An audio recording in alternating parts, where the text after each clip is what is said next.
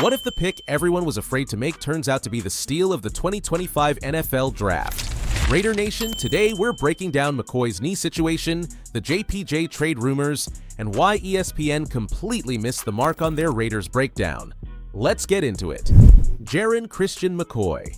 When the Raiders selected Jermod Christian McCoy in the 4th round, over half the NFL had already removed him from their draft boards entirely. The reason? A degenerative knee condition with a cartilage defect. Scary words attached to any rookie, let alone a cornerback. But here's where it gets interesting. Raiders insider Hondo Carpenter spoke with Dr. Lanny Johnson, one of the most respected orthopedic specialists in the world.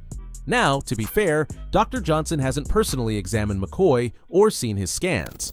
But based on publicly available information, his professional opinion is genuinely encouraging.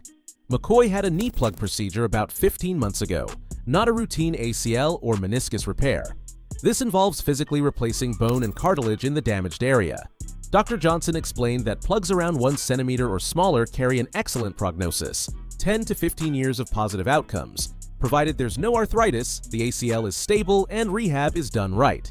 His biggest point? McCoy is already out there at rookie minicamp returning kicks and covering receivers. A player with serious long-term damage doesn't do that. He ran a 4.33 at his pro day and looked explosive by all accounts.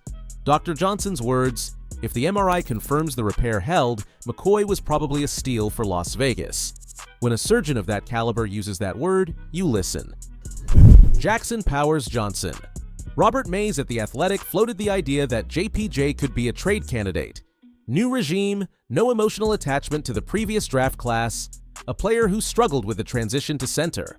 My honest take? I don't see it happening right now. The Raiders have built real offensive line depth. Burford, Sermon, Linderbaum, Grant, Rogers. There's competition everywhere, and that's healthy for JPJ. But Spatek didn't draft him. There's no sentimental attachment, and JPJ's struggles calling protections at center were real. That's just the truth. If the right offer comes, a trade is more realistic than people think. Keep watching this one. ESPN called outside wide receiver the Raiders' biggest roster hole. Receiver is a need, sure. But the biggest hole? Come on.